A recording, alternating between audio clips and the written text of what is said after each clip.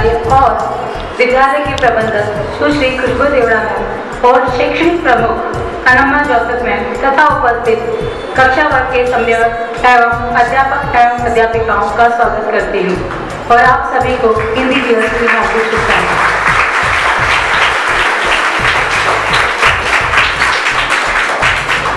जैसा कि आप सबको विदित है, आज हम सब यहाँ हिंदी दिवस के उपलक्ष्य में एक संगोष्ठी के लिए एकत्रित हुए हैं, जिसमें हिंदी से संबंधित लेखकों, कवियों की जानकारी के अलावा हम हिंदी विभाग के आयामों की जानकारी भी प्राप्त करेंगे। सम्मान जो खोया है हमने, हमें उसको वापस लौटाना है। अस्तित्व न खो दे ये कहीं अपना, हिंदी भाषा को हमें बचाना है।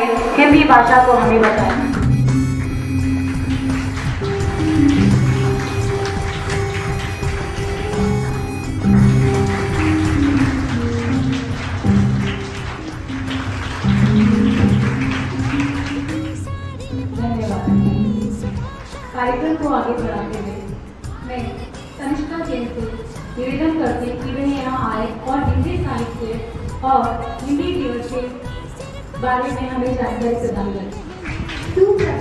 सभा में उपस्थित सब लोगों को हिंदी दिवस की हार्दिक शुभकामनाएं। आज मुझे हिंदी दिवस पर भाषण देने का अवसर मिला है। हमारा संगठन इस दिन के उत्सव को बहुत महत्व देता है। भले ही हम अंग्रेजी भाषा में समाचार पत्रों और पत्रिकाओं को प्रकाशित करते हैं, लेकिन हम अपनी मातृभाषा हिंदी को भी बहुत सम्मान देते हैं, क्योंकि यह हमारी राजभाषा। 14 सितंबर 1929 को भारत की संविधान सभा ने हिंदी को भारत की आधिकारिक भाषा के रूप में स्वीकार किया था। यह निर्णय भारत के संविधान द्वारा स्वीकृत किया गया था और 26 जनवरी को 1950 को लागू हुआ। अनुच्छेद 343 भारतीय संविधान के अनुसार देवनागरी लिपि में लिखी गई हिंदी को आधिकारिक भाषा के रूप में स्वीकार किया गया था। अब दो भाषा है जो आधिकारिक तौर पर भारत सरकार के स्तर पर आधार हिंदी और अंग्रेजी में उपयोग की जाती है। आज के युवाओं को आगे आना होगा और इस भाषा को बढ़ावा देने के लिए हाथ मिलाना होगा और हिंदी भाषा के बोले जाने पर गर्व करना होगा। जब हम ऐसा कहते हैं, हमारा मतलब यह नहीं कि आप अन्य भाषा जैसे अंग्रेजी या नहीं या किसी अन्य से खुद को दूर करें। हम केवल आप सभी से एक राष्ट्र के माध्यम से भारत को एकजुट करने की अपील करते हैं। धन्यवाद। नमस्ते। सुप्रभातम। तो यहाँ पे हिंदी दिवस के उपलक्ष्य में मैं अपने हिंदी अध्यापिकाओं का सम्मानित करते हुए अपने श्री प्रबंधक खुशबू देवड़ा मैम को बुलाना चाहूँगा कि वो अध्यापिकाओं का सम्मानित करते हुए उनको भगवद गीता प्रदान करें। तो मैं खुशबू देवड़ा मैम को बुलाना चाहूँगा। गायत्री मैम।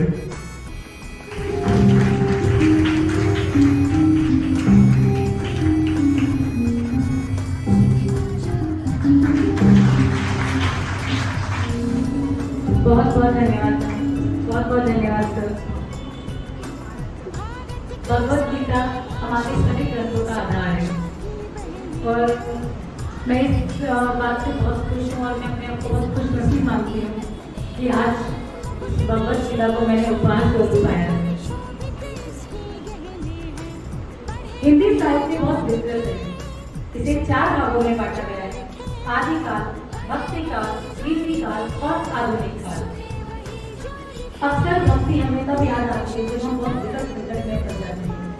ऐसा ही एक दौर हमारे साहित्य में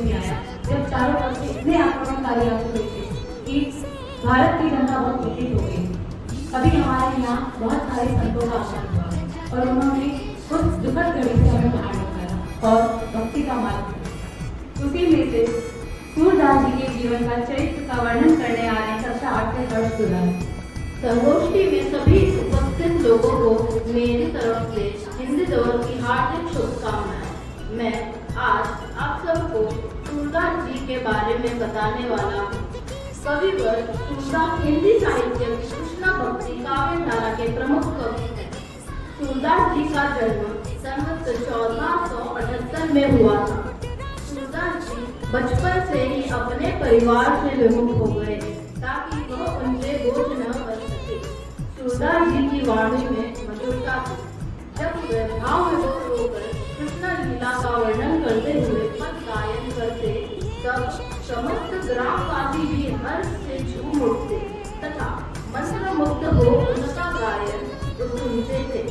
सूरदास जी सीढ़ी से निकलकर भ्रमण करते हुए मथुरा गए, परंतु शांति प्रिय सूरदास वहां अधिक दिनों तक नहीं रुके।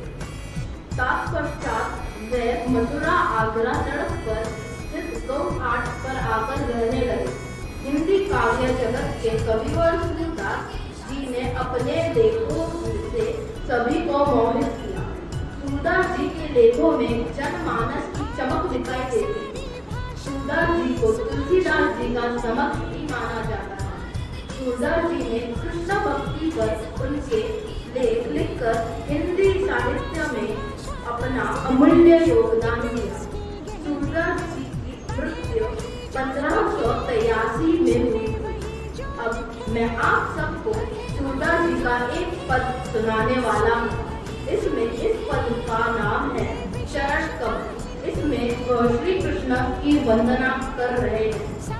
चरण कमल बंदो हरिराय, जाकी कृपा पंगु गिरि लेके, अंधे को सब कुछ दर्शा। बहिरो सुने गूंगा गूंगा पुनि बोले, रंग चले सिर छत्र। सूरदास स्वामी करुणामय, बार बार बंदों की पार। धन्यवाद। बहुत बहुत धन्यवाद सर। आपके आगे कृष्ण भक्ति ले लगा। इस नदी की धार में ठंडी हवा आती है। इस नदी की धार में ठंडी हवा आती तो रे, नाव जर्जर ही सही लहरों से टकराती तो रे, लहरों से टकराती तो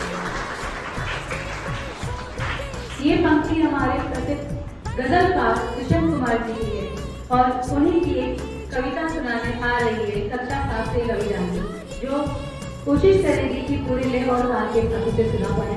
मैं उम्मीद करती हूँ आप सभी उसका आनंद लेंगे। सुप्रभात। सभा में उपस्थित सभी लोगों को हिंदी दिवस की हार्दिक शुभकामनाएं।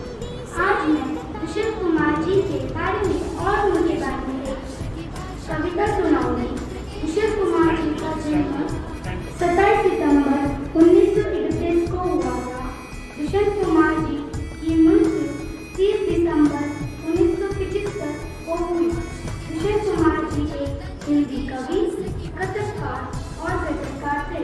आशा है कि आपको ये कविता अच्छी लगे। हो गई है तीर परवशी, पिघलनी चाहिए। हो गई है तीर परवशी, पिघलनी चाहिए। इस हिमालय से कोई गंगा निकलनी चाहिए।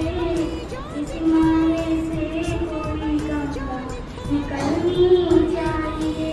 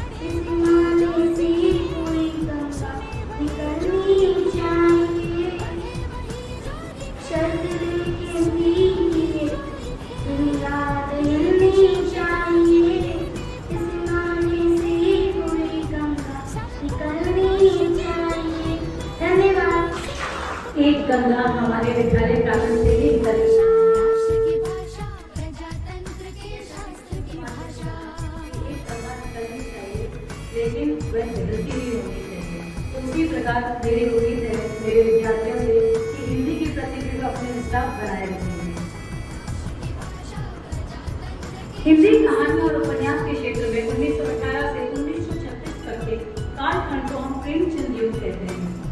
ऐसा क्यों, क्या कोई मुझे बता पाएगा? मुंशी प्रेमचंद युग क्यों कहा जाता है?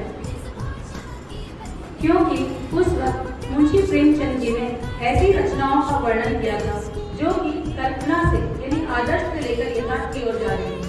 यानी उन्होंने अपने एक नए युग का निर्माण किया था। पहले कहानियां और जो उपन्यास या जो भी चीजें लिखी जाती थी वो सिर्फ कल्पना पर आधारित या एक आदर्श पर आधारित होती थी, परंतु उसके बाद उन्होंने उसी हिंदी साहित्य को लेकर यथार्थ के धरातल पर रखा जो वास्तविकता चारों तरफ चल रही थी, इसके बारे में सभी को जानकारी दी। अब मैं कक्षा 8 से शायरी पढ़ के से निवेदन करती हूँ कि वे प्रेमचंद जी की जीवन शैली के बारे में हमें और जानकारी प्रदान करें। सुप्रभात, सभा में उपस्थित अतिथि, गुरुजन और मेरे दोस्तों, मैं शायरी सुनकर पढ़ के आज आपको हिंदी दिवस के शुभ अवसर पर अपने हिंदी साहित्य के प्रमुख स्तंभ प्रेमचंद जी के बारे में जानकारी बताने जा रही हूँ। तो सर्वप्रथम आप सबको हिंदी दिवस की बहुत सारी शुभकामनाएं। हिंदी साहित्य के सबसे अधिक पढ़े जाने वाले और लोकप्रिय लेखक प्रेमचंद जी ने हिंदी को कहानी और उपन्यास की एक दृढ़ नींव प्रदान की और यथार्थवादी चित्रण से देशवासियों का दिल जीत लिया। भारतीय समाज की कुरीतियों और विडंबनाओं को अपनी कहानी का विषय बनाने वाले प्रेमचंद जी का जन्म 31 जुलाई 1880 को वाराणसी के निकट लम्ही गांव में हुआ था। उन्हें मुंशी प्रेमचंद व नवाब राय के नाम से जाना जाता है। प्रेमचंद जी का मूल नाम धनपत राय श्रीवास्तव था। अपने मित्र मुंशी दयानारायण निगम के सुझाव पर वे धनपत राय की जगह पर प्रेमचंद के उपनाम से लिखने लगे। प्रेमचंद जी को उपन्यास सम्राट के नाम से सर्वप्रथम शरदचंद्र चट्टोपाध्याय ने संबोधित किया था। प्रेमचंद जी बहुत ही हंसमुख स्वभाव के थे। उनकी प्रारंभिक कहानियां आदर्शवादी थी, किंतु बाद में उनका दृष्टिकोण यथार्थवादी कर गया। प्रेमचंद जी के प्रमुख उपन्यासों में साहित्य के युग प्रवर्तक, साहित्यों के प्रेमाश्रम, सेवा सदन, गबन, गोदान, निर्मला है। प्रेमचंद जी हिंदी साहित्य के युग प्रवर्तक हैं। उनकी भाषा आसानी से समझ आती है, गहराई से दिल में उतर जाती है और आज भी वह हम सब के बीच अपनी कहानियों और उपन्यासों के माध्यम से जीवित है। ऐसा कहते हैं कि शब्द जीवित नहीं होते, मगर जब शब्दों को साहित्यकार, कलमकार या लेखकों का सहारा मिलता है, तब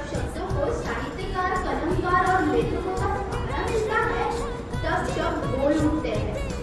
मगर प्रेमचंद जी ने मरे हुए मानवता को मानव समाज से बाहर निकालकर शब्द में उतारा और उनकी लिखी हर एक प्रसंग उनमें एक इतिहास है। प्रेमचंद केवल एक नाम नहीं है, यह विचार है जो मरे हुए शब्दों को भी जीवित कर देता है। धन्यवाद। बहुत बहुत धन्यवाद साहित्य। आपने एक युग को बहुत ही संक्षेप में हम सभी को बताया, इसके लिए बहुत बहुत धन्यवाद। हमें भी वह चलती जाएगी, वह नहीं। ये केदार सिंह जी द्वारा एक लिखित कृति है जिसमें वह प्रकृति से अपना प्रेम जता रहे हैं। केदारनाथ सिंह प्रकृति प्रेमी थे। उन्हीं की एक छोटी सी कविता छोटे से शहर की एक गौरव सुनाने आ रहे हैं कक्षा 7 से सारांश का। सभा में उपस्थित सभी लोगों को मैं हिंदी दिवस की शुभकामनाएं। मैं केदारनाथ सिंह जी की एक कविता प्रस्तुत करने जा रहा हूँ। छोटे से शहर की दोपहर, हजारों चेहरे बड़ा सुनसान, बोलती है बोलता है जिस तरह चट्टान, तमाशों से छन रही है दोपहर की धूप में रखा है एक वाला कमकमाई हुए चेहरे, खुले खाली हाथ, देखा वे ले जा रहे हैं उनके माँ। शब्द सारे दूर हैं, व्याकरण सारे दूर, किस तरह पर है पर खामोश हैं चलते हुए वे लोग। प्याली टूटी पड़ी है, गिर पड़ी है चाय, साइकिल की छाँव में सेवती खड़ी है गाय। पूछता है एक चेहरा जूते से मौन, बचा है वो तो साबुन है, कहाँ है कौन। सिर्फ कौवा एक मंडराता हुआ सा व्यस्त समूचे माहौल को कुछ दे रहा है पर। धन्यवाद। कविता हिंदी बोलने से शर्माते हैं, जो कि कहीं ना कहीं एक वास्तविकता भी है। तो हमें बताने आ रहे हैं कक्षा 8 से संगम कुमारी। अपनी कविता में उन्होंने बहुत ही सुंदर शब्दों को पिरोया है और उन्होंने बताया है कि किस प्रकार एक आधुनिक व्यवस्था में आने के बाद हम हमारी हिंदी को बोलते हुए भी शर्माते हैं। सुप्रभात। सभा में उपस्थित सभी लोगों को हिंदी दिवस की हार्दिक शुभकामनाएं। आज मैं आपको अटल बिहारी वाजपेयी की गई एक हिंदी कविता सुनाने जा रही हूँ। इस कविता का नाम है हिंदी बोलने से शर्माते हैं। अंग्रेजी में नंबर थोड़े कम आते, अंग्रेजी बोलने से भी घबराते, पर स्टाइल के लिए पूरी जान लगाते, क्योंकि हम हिंदी बोलने से शर्माते हैं। एक वक्त था जब हिंदी का हमारे देश में बोलबाला था। माँ की आवाज में भी सुबह का उजाला था। उस माँ को अब हम माँ बुलाते हैं, क्योंकि हम हिंदी बोलने से शर्माते हैं। देश आगे बढ़ गया, पर हिंदी पीछे रह गई। इस भाषा से अब हम नजरें चुराते हैं, क्योंकि हम हिंदी बोलने से शर्माते हैं। माना अंग्रेजी पूरी दुनिया को चलाती है, पर हिंदी भी तो हमारी पहचान दुनिया से करवाती है। क्यों ना अपनी मातृभाषा को फिर से सराखों पर दिखाएं। आओ हमसे मिलकर हिंदी दिवस मनाएं। कब कहती कबीर आई, विश्व की चिंता छोड़ो, घर में पहले अंग्रेजी के घर को तोड़ो। अटल बिहारी वाजपेयी। धन्यवाद। कार्यक्रम को आगे बढ़ाते हुए संक्षेप में राहुल सांकृतिक के बारे में बताने आ रहे कक्षा 7 से निश्चित। हिंदी अपने आप में, जैसे कि मैंने पहले भी कहा था, कि बहुत विस्तृत है। इसमें ना केवल निबंध लेखन होता है, बल्कि संस्मरण यात्रा वृत्तांत भी होते हैं और राहुल जी अपने यात्रा वृत्तांत के लिए ही जाने जाते हैं। सुप्रभात। सभा में सभी उपस्थित लोगों को मेरा हिंदी दिवस का हार्दिक शुभकामनाएं। मैं आज आपको राहुल शंकरदयाल के बारे में बताने जा रहा हूँ। राहुल शंकरदयाल का जन्म 9 अप्रैल 1883 में हुआ था, जिन्हें महापंडित की उपाधि दी जाती है। हिंदी के एक बहुभाषाविद थे और 20वीं सदी के पूर्वोदय में उन्होंने यात्रा वृत्तांत, यात्रा साहित्य तथा विश्व दर्शन के क्षेत्र में साहित्यिक योगदान किए। राहुल शंकरदयाल ने अपनी पहली तिब्बत की यात्रा भिक्षुकों के वेश में की, क्योंकि उस समय तिब्बत पर प्रतिबंध था। इसके अलावा टांडी जैसी खतरनाक जगहों पर डाकुओं से इसी वेश में जान बचाई। उनकी यूरोप यात्रा उनकी लद्दाख यात्रा थी। धन्यवाद। बहुत बहुत धन्यवाद। हिंदी और फिल्म जगत का भी एक अनूठा संबंध है। हमारी पूरी हिंदी सिनेमा हिंदी पर ही आधारित है। यहाँ तक कि हमारी हिंदी को देश विदेश में भी पसंद किया जाता है और इनका अनुवाद भी किया जाता है। मैं निवेदन करूँगी कक्षा 8 से अधिक से कि वे आए और हिंदी और फिल्म जगत का संबंध बनाए। सुप्रभातम।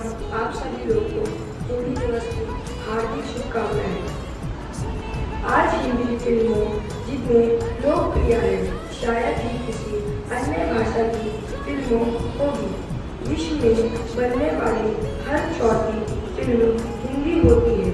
भारत में निर्मित होने वाली 60% फिल्म हिंदी भाषा में बनती है और वे ही सबसे अधिक चलन में होती है। वे ही लोकप्रिय है। ऐसा नहीं है कि क्षेत्रीय भाषा की फिल्मों चलती ही नहीं है, लेकिन असमी फिल्म असम में, तेलुगु फिल्म आंध्र में ही लोकप्रिय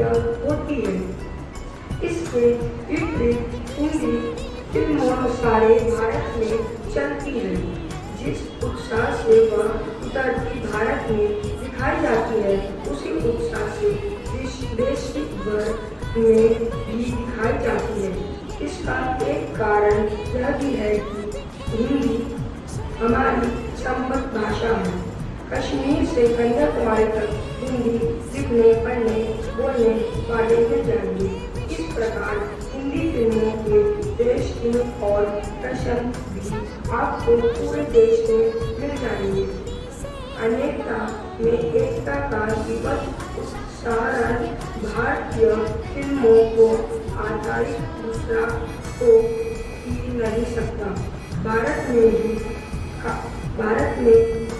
के ही कलाकार विदेश में लोकप्रिय नहीं, बल्कि कई विदेशी कलाकार हिंदी फिल्मों की वजह से लोकप्रिय हो गए हैं।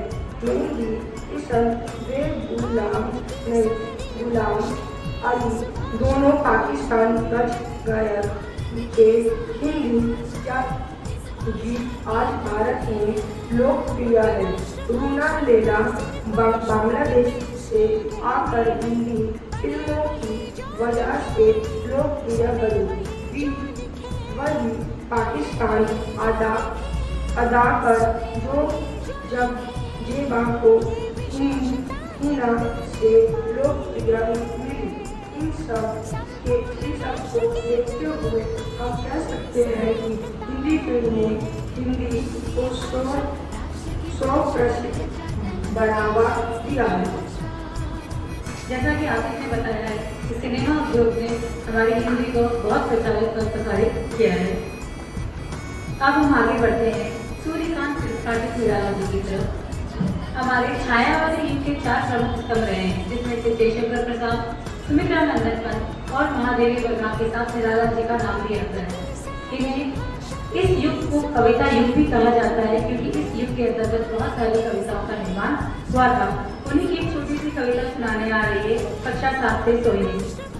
वह तोड़ती पत्थर देखा मैंने उसे इलाहाबाद के पथ पर। वह तोड़ती पत्थर कोई न छायादार पेड़ वह जिसके तले बैठी हुई शिकार। शाम तन भर बंधा यौवन नत नयन से चक्कर मरत मन। गुरु हथौड़ा हाथ करते बार सवार। सामने तरु मलिका अटलिका प्रकार। चढ़ रही थी धूप गर्मियों के दिन। दीवा का समसमाता रूप उठी विशाखी हुई लूट हुई जो जलती हुई धूप। गर्द चिंगी छा गई राया हुई दोपहर। वह तोड़ती पत्थर देखते देखा मुझे तो एक बार उस भवन की ओर देखा चिंतार। देख कर कोई नहीं देखा मुझे उस दृष्टि से जो मार खा रोई नहीं सजा सहज सीता। सुनी मैंने वह नहीं जो सुनी थी झंकार। एक क्षण के बाद वह काफी सुधर दुर्लभ माथे से गिरे सिक्कर देखे होते कर मैं फिर जो कहा मैं तोड़ती पत्थर। सूर्यकांत त्रिपाठी निराला। धन्यवाद। इसमें मजदूर वर्ग के बारे में बताया गया है कि किस तरह से एक मजदूर सड़क पर बड़ी दोपहरी में पत्थर तोड़ता है और कभी भी कितना विचार में हो जाता है कि वे एक तोड़ती पत्थर औरत पे भी कविता लिख देता है। वैज्ञानिक आधार पर प्रसिद्धि मिली अपा। हिंदी और पत्रकारिता का भी एक अपना संबंध रहा है। पेशाओं की कक्षा 7 से मानसी शर्मा यहाँ आए और हिंदी और पत्रकारिता का संबंध बदला है। नमस्ते। सभा में उपस्थित सभी लोगों को हिंदी दिवस की हार्दिक शुभकामनाएं। आज मैं आपको मीडिया और हिंदी का संबंध बताने जा रही हूँ। हिंदी पत्रकारिता की कहानी भारतीय राष्ट्रीयता की कहानी है। भारत में प्रकाशित होने वाला पहला हिंदी भाषा का अखबार उद्दत मार्तंड 30 मई 1800 को शुरू हुआ। इस दिन को हिंदी पत्रकारिता दिवस के रूप में मनाया जाता है, क्योंकि इससे हिंदी भाषा में पत्रकारिता की शुरुआत को यत्न किया था। वर्तमान में हिंदी पत्रकारिता में अंग्रेजी पत्रकारिता के दबाव को खत्म कर दिया है।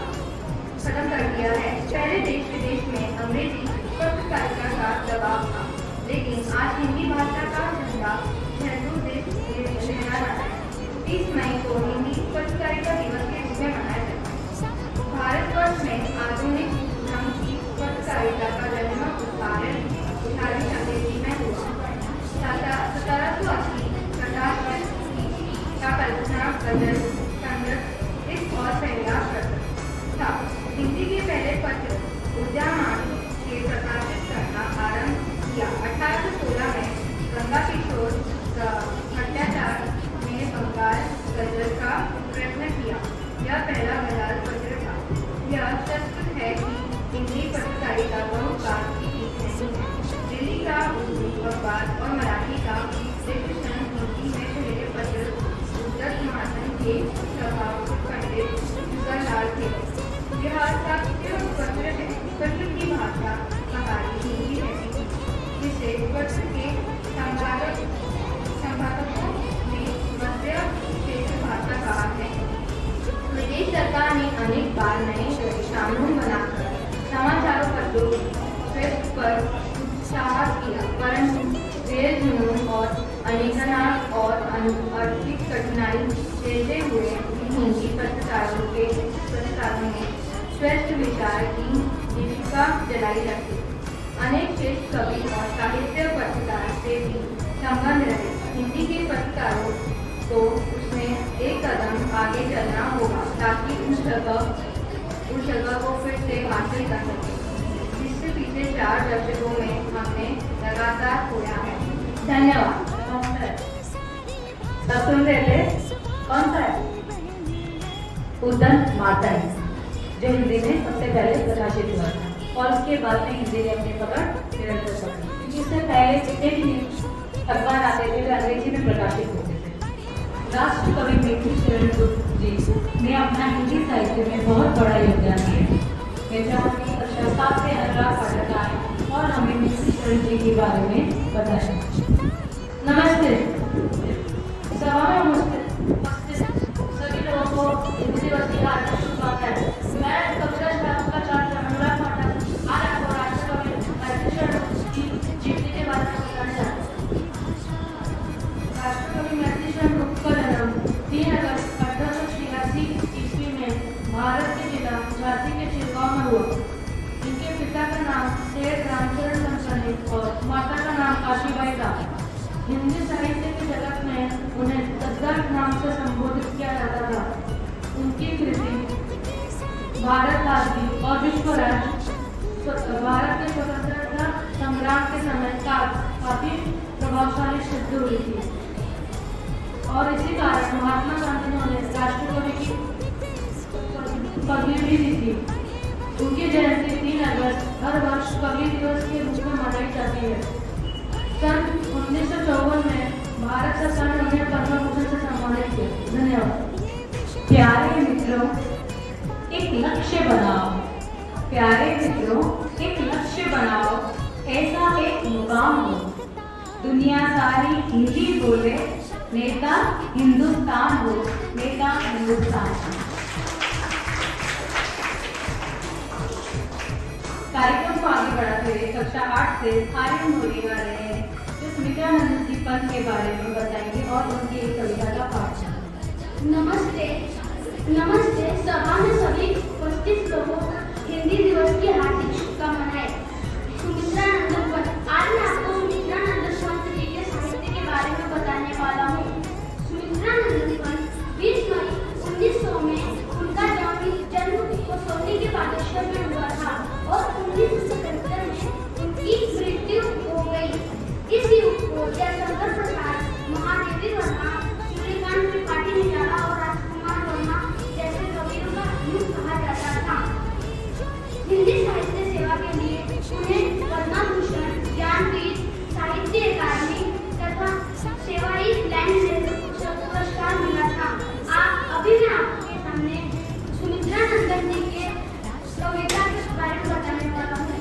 मैं सबसे छोटी हूँ, तेरी गोदी में सोऊं, तेरा आंचल पकड़ पकड़ कर फिरूं सदा माँ तेरे साथ, कभी न छोड़ूं तेरा हाथ, बड़ा बनाकर पहले हमको तू पीछे चलती है माँ, हाथ पकड़ कर सदा हमारे साथ नहीं फिरती तेरा, अपने घर से खिला गुलामों को झूला को सचित करता, माँ खिलौना नहीं सुनाती हमें सुखद सदियों की बात, ऐसी बड़ी न हूँ मैं, तेरा स्नेह न हूँ मैं, तेरे आंचल की छाया में सुखी रहूं, निष्ठुर निर्भय कहूँ कहूँ सिखारे चलो। धन्यवाद। बहुत बहुत धन्यवाद है। आपने एक छोटी सी बच्ची की भावनाएं जो इस विद्यानंदन पर जी ने व्यक्त की कि किस प्रकार से वे हमेशा अपनी माँ की गोद में ही रहना चाहती है और इसी कारण वे कभी बड़ी होना नहीं चाहती। हिंदी को आगे बढ़ाना है, उन्नति की राह ले जाना है। केवल एक दिन ही नहीं, हमने नित हिंदी दिवस मनाना है, नित हिंदी दिवस मनाना है। कक्षा 8 से सारे से प्रयोजनमूलक हिंदी की जानकारी देने आ रहे हैं कि किस प्रकार से हिंदी का प्रचार प्रसार हो रहा है। नमस्कार। सभा में सभी उपस्थित लोगों को हिंदी दिवस की हार्दिक शुभकामनाएं। हिंदी भारत की राजभाषा ही नहीं, संबद्ध भाषा और जान भाषा भी है। हिंदी केवल साहित्य की भाषा न रहे बल्कि जीवन के विविध क्षेत्रों में प्रगतिशील रूप से प्रयुक्त हो, तभी इसका विकास सुनिश्चित होगा। सुखद सूचना यह है कि विविध विश्वविद्यालयों के हिंदी के पाठ्यक्रमों में प्रयोजनमूलक हिंदी को ध्यान दिया जा रहा है। प्रयोजनमूलक हिंदी आज भारत के बहुत बड़े फलक और धरातल पर प्रयुक्त हो रही है। केंद्र और राज्य सरकारों के बीच संवादों का पूरक बनाने में आज इसकी महान महती भूमिका को नकारा नहीं जा सकता। आज इसने कंप्यूटर, टेलीक्स, तार, इलेक्ट्रॉनिक, टेलीप्रिंटर, दूरदर्शन, रेडियो, अखबार, डाक, फिल्म और विज्ञापन आदि जान संचार को माध्यमों को अपनी गिरावट में ले लिया है। शेयर बाजार, प्रेस, हवाई जहाज, बीमा, उद्योग, बैंक आदि औद्योगिक उपक्रम, सेना, इंजीनियरिंग आदि प्रौद्योगिक संस्था, तकनीक और वैज्ञानिक क्षेत्र, आयुर्विज्ञान, कृषि, चिकित्सा, शिक्षा, विश्वविद्यालय, सरकारी और अर्ध सरकारी कार्यालय आदि कोई भी क्षेत्र हिंदी से अछूत नहीं रह गया है। चिट्ठी पत्र, लेटर पैड, डाक, रजिस्टर, लिफाफे, मुहावरे, नामपट, स्टेशनरी के साथ साथ कार्यालय, ज्ञापन, परिपत्र, आदेश, राजपत्र, अधिकृत सूचना, प्रेस, विज्ञापन, निविदा, नीलाम, अपील, केवलराम मंजूरी पत्र तथा पावती आदि में प्रयुक्त होकर अपने महत्व को स्वतः सिद्ध कर दिया है। कुल मिलाकर यह कि पर्यटन, बाजार, तीर्थ स्थल, कारखाने, कचहरी आदि अब प्रयोजनमूलक हिंदी की जद में आ गए हैं। हिंदी के लिए यह बहुत ही शुभ है। कार्यालय हिंदी का प्रयोग सरकारी, अर्ध सरकारी और गैर सरकारी कार्यालय में कामकाज में होता है, जहां हिंदी में मसौदा लेखन, टिप्पणी लेखन, संक्षेप, प्रतिवेदन, अनुवाद आदि करना पड़ता है। प्रशासनिक भाषा बोलचाल की भाषा की अपनी विशिष्ट पारिभाषिक शब्दवाली पद रचना तथा आदि होते हैं।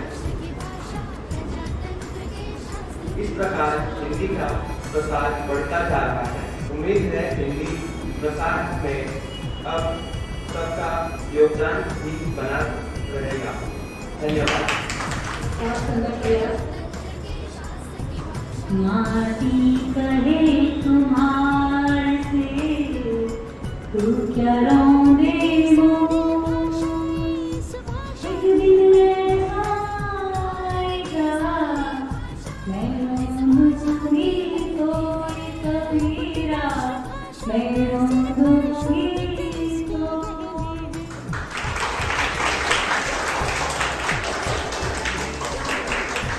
हिंदी साहित्य का नाम आए और कबीरदास जी ना, ऐसा हो सकता है क्योंकि उनके लोगों ने जन जागृति फैलाई। दुनिया में उस समय समाज में बहुत सारे अफवाहें आडंबर, बहुत सारे भ्रांतियां चारों तरफ फैल गई थी। तब कबीरदास जी ने उन भ्रांतियों को और बाह्य आडंबरों को दूर करने के लिए बहुत ही प्रहार प्रहार पूर्वक अपनी दुआओं का आगमन किया। उन्होंने अपनी दुआओं में न केवल सामाजिक व्यवस्था को बताया बल्कि उठाघात भी किया कि किस प्रकार हम एक अंधी दौड़ में लगे हुए हैं।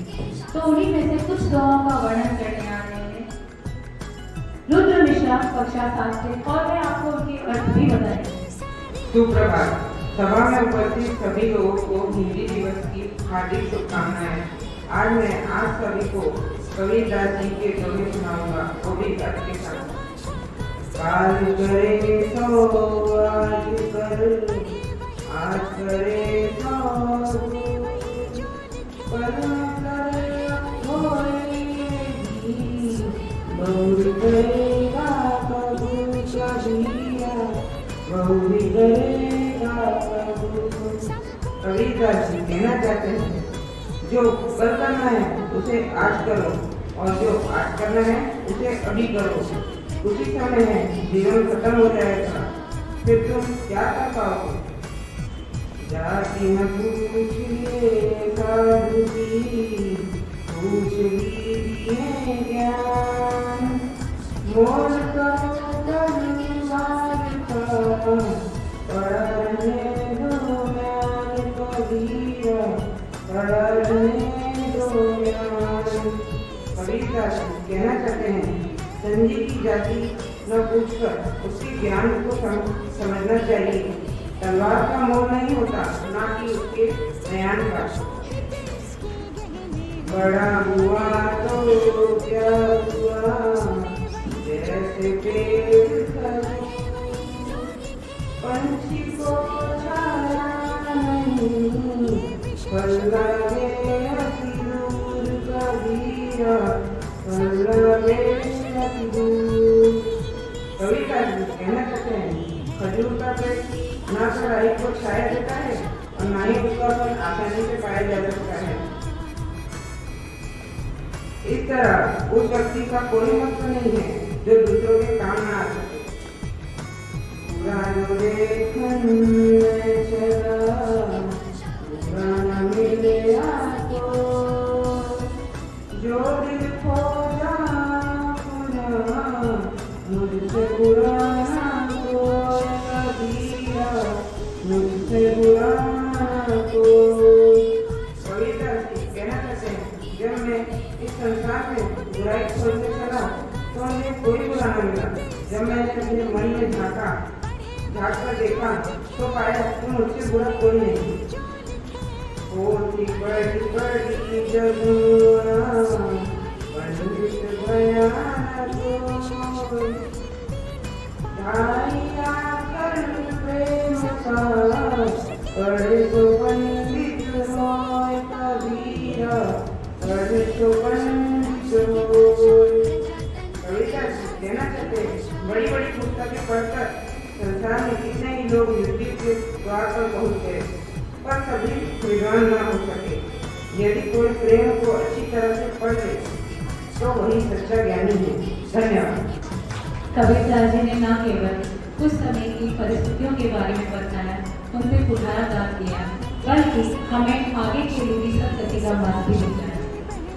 दुख में सुमिरन सब करे, सुख में करे न कोई। क्योंकि उस समय की परिस्थितियाँ ही ऐसी थी कि चारों तरफ से हर एक इंसान बहुत व्यथित था। जो सुख में सुमिरन करे, तो दुख काए होए कबीरा, तो दुख काए होए। सही बात है। तो इसी प्रकार से यदि परीक्षा के समय आप पढ़ाई करते हैं तो उसका, और शुरू से जो पढ़ाई करते हैं उसका अंतर आप अच्छे से समझ सकते हैं। तो हमें शुरू से पढ़ाई करनी चाहिए या अंतिम क्षणों में? जोर से। तो मैं उम्मीद करती हूँ कि आपकी परीक्षाएं जो आ रही है उसके लिए आप सभी बहुत ही अच्छी तैयारी करेंगे। धन्यवाद। और इस प्रोग्राम के अंत में मैं अनिल सर को बुलाना चाहूँगी कि वे इस कार्यक्रम के बारे में कुछ शब्द कहें। और धन्यवाद। शुक्रिया। तो इस सभा का अंत करते हुए एक दोहा मैं भी कहना चाहूंगा।